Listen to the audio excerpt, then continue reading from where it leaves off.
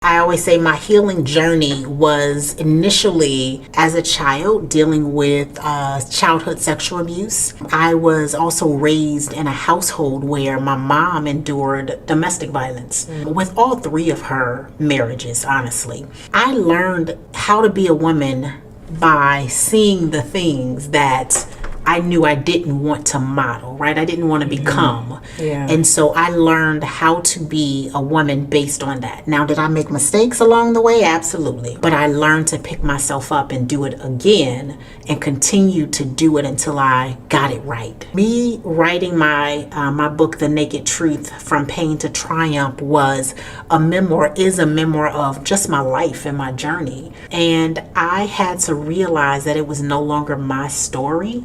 Right? I had to do it for all of the women that were in the front of the room and in the back of the room and realize that they too have a voice, because for so many years, right, we are shamed from telling our story. And this was my way of getting my story out there for my healing, honestly, and for others that would be able to read it and just hear it from my mouth. So for those that don't have the book, right, you're able to hear it and say, man, I too can overcome this. At 7, I was abused by my mom's second husband. I'll never reference him as my stepfather. And I say that set the trajectory of my life.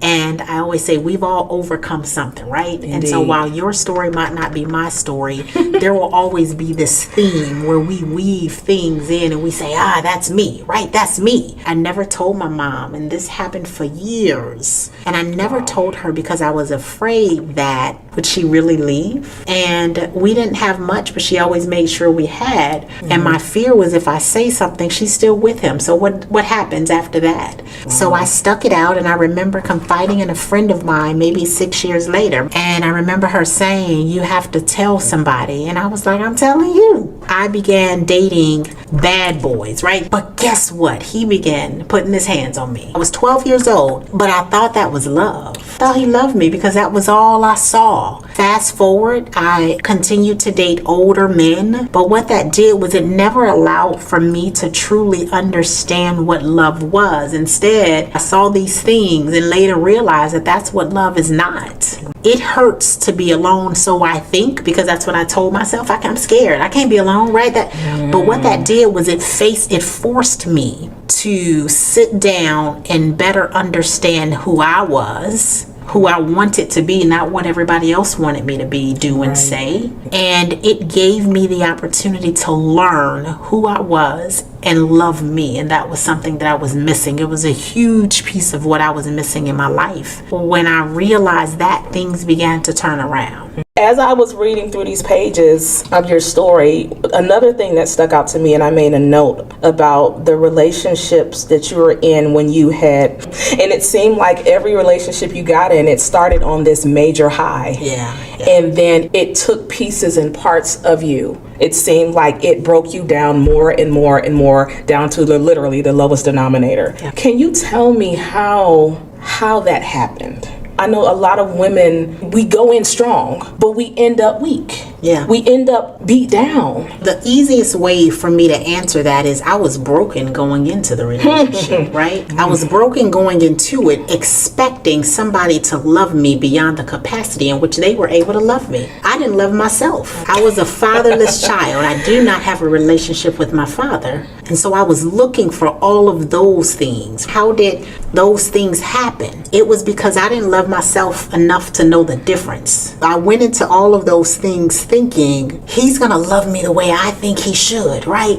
But I didn't know how he should. I hadn't had a chance to date myself, right? I hadn't had a chance to become myself. And so the easiest way for me to answer that is simple. I was broken. I was broken going in from one relationship to another. And if I can be really honest with you, I'm going to say something. And I've heard people use this, but it's facts, and I'm going to say it. You cannot get over one relationship by getting under another one. Please say that again. You cannot get over one relationship by getting under another one. It just means that I bounced around from one person to another looking for that person to make me whole. Wow. Right? Wow. Let's sit in that silence for a moment. I was looking for them to do something that I wasn't doing myself. Why? I was afraid. Why? Because I didn't have the courage. Why? Because people always told me I couldn't, and I believed it.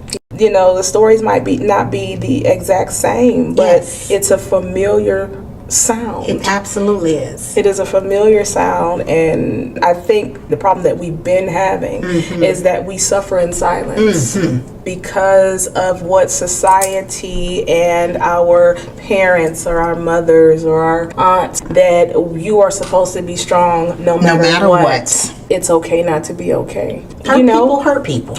And so I had to figure out, how do I now deal with all of this? I was already depressed, and my friends saw me as just, I was smiling, I was laughing, I was cool, right? Latisha was cool to hang around with. Oh, yeah. But behind closed doors, I was struggling. I would go home and I would cry, and my relationship, we were oil and water, right? It was like double dutch. I was like, you want me today? Yeah, I want you today too. No, I don't want you today. And so we would split up, get back together, split up, get back together. And it felt good because I didn't know any better, right? It felt good when we would do that. But then that last time when we split up, he didn't answer my calls. Sometimes we'll do as young women. And that is, I was sitting on my floor and I was like, he's rejecting me. I had written my suicide note. I had a gun in my hand, and it was so much easier in that moment to take my life than to deal with all of this stuff that I didn't want to deal with. And I would never say it was the easy way out, because we've lost people to suicide, right? Absolutely. But it was my easy way out. It was what I thought would be easiest for me and how to deal with it. But I realized that I deserve more and better. Yeah. And how dare you allow me to go down this path in which I no longer want to deal with it, right? And so in that moment, I had to realize that I need to go through it. No matter how hard it was or is, I need to go through it to feel the pain so that I know that I will never allow myself back in this space again. When you realize that your life is shifting and it is time for you to let go of people because their season has run its course, that means sometimes you got to clear the slate and be like, it's for you, and start over. And it's okay. You might feel like it's a lonely place to be in, but you might need it in that moment, right, to get you through some things. The last thing that I will truly say to leave you with, and I try and say this when I end my podcast, and that is, just sit in it, right? No matter how hard it is to do so, sit in it to become. Right? You need to do that in order to find who you are and to truly understand the things that you enjoy doing. And I promise you, once you've done that, you will have a new revelation of who you are and what you enjoy, and you can show up differently. For those that are eager to get my book, it is entitled The Naked Truth from Pain to Triumph. You can find it on my website at Latisha, Latisha, BRussell.com, LatishaBRussell.com.